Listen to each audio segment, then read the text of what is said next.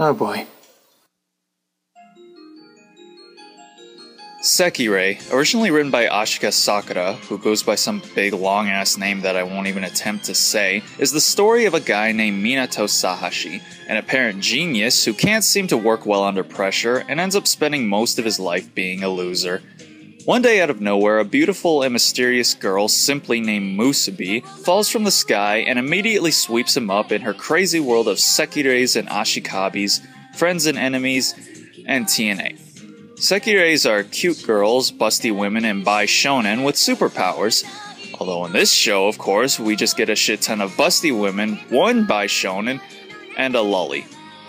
They go around and seek out their ashikabis, a person whom they are apparently destined to partner themselves with.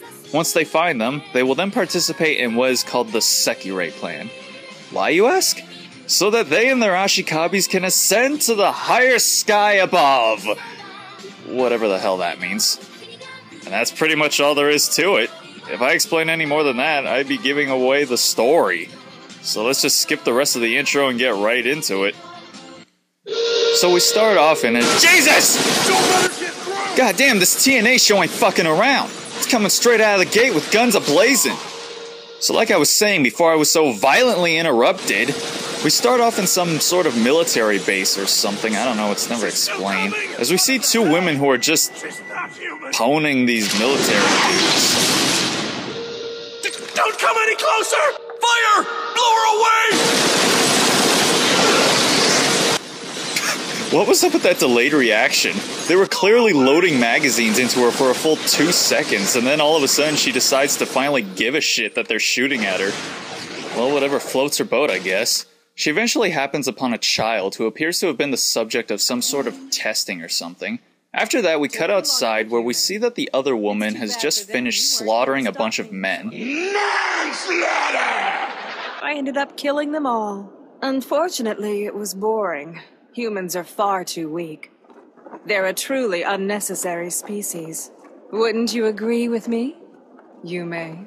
And here's where the intro would play if we hadn't already seen it, so goodbye.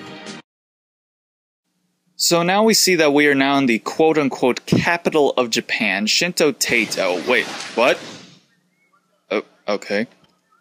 It's also here where we're introduced to our main character, Minato Sahashi, after failing for the second time to pass his college entrance exam. Alright, if this show starts heading into Love Hina territory, I'm gonna go away. While on his way home, he overhears on a jumbotron that a conglomerate company called MBI has just bought up 80% of the capital's stocks. What the fuck, is the company headed by the spawn of Trump and Hitler? At least someone is successful here. I'd always dreamed of moving to the big city to go to college, but I've flunked the entrance exam twice now. I've got no education and no job. If this keeps up, there's no way I'm ever gonna get a girlfriend either. Really? That was his plan? Move to the city, get into college, get laid. Of course! I mean, don't those things always naturally flow one after the other like that? I mean, the logic in that plan is so sound, I can't even say anything about it!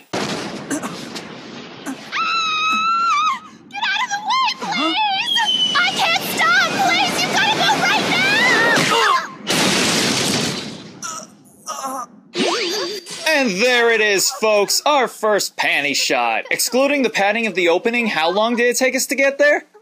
3 minutes and 6 seconds! How wonderful! Oh, how absolutely wonderful. So this is our magical fell-from-the-sky Mary Sue Musubi, played by Jamie Marchi. What, that's not Jamie Marchi? Play that again. Thank you very much. You must be the kind person who caught me, right? That's totally Jamie Marchi! Yes! Yes! Alright then, smart one, who is it then? Alexis Tipton? Who in the...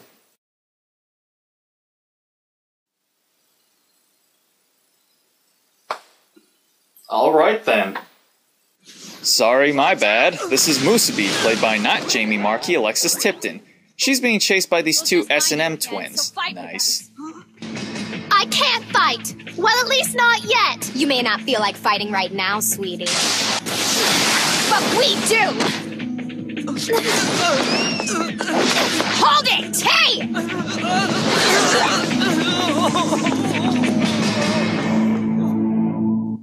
Well, alright, enough of that scene. I mean, seriously, why waste our time with action sequences? We have our obligatory fan service to get to!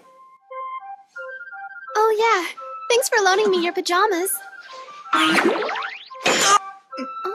You okay? Sorry, you're changing. I'll wait outside. Just call me when you're done, okay? Crap! This is really bad. That girl is real, and so are her boobs. Yep. So after our little peep show, we're shown this very clumsily done flashback that explains how Musubi has nowhere to go and that Minato has agreed to letting her stay with him. What a shocker. This is also where the show gives us our first lame explanation of the whole Sekirei Ashikabi thing. Reminds me, why were you being chased by those two girls? What? You're so wonderful, kind, and giving. I just wish somebody like you would be my Ashikabi. Ashikabi? The special one I'm supposed to find. I've been looking so long for mine. Even though we've never met, our Ashikabis are the ones we were born to serve. It's our job to guide them to the higher sky above. What the heck was that?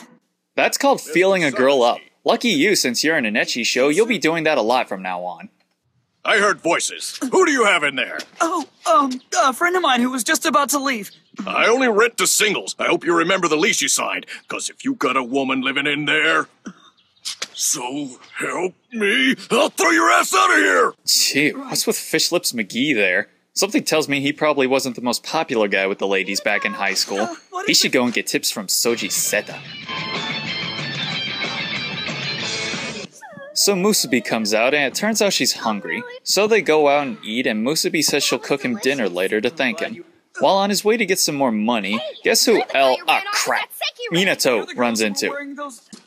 Silly me, I forgot to ask what you wanted to have for dinner tonight! No, turn back! Go on, run away! Huh? You're too slow! Oh, of course! Her clothes get seared off, but her skin doesn't have a single burn. How interesting. It's almost like they aren't trying to be realistic here. Almost like they know that guys want to see torpedo tits, but they don't want to see them all charred and burned up. But silly me, like they would do that. So Minato runs off with Musubi while the twins pursue.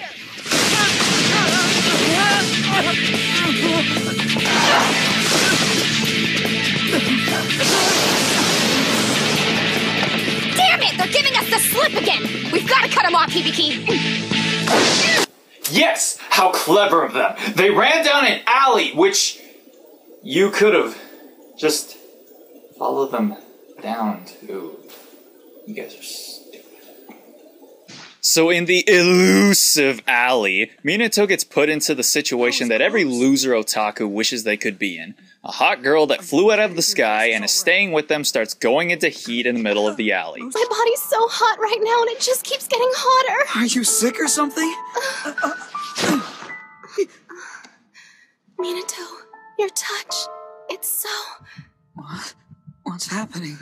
I don't... Aw, are we interrupting? Oh, hey there! Looks like you were able to get in here in about, 20 seconds. Which, considering if you just followed them down the alley in the first place, you probably could have shaved off about half that. You know what, never mind. Higari, look! This is bad!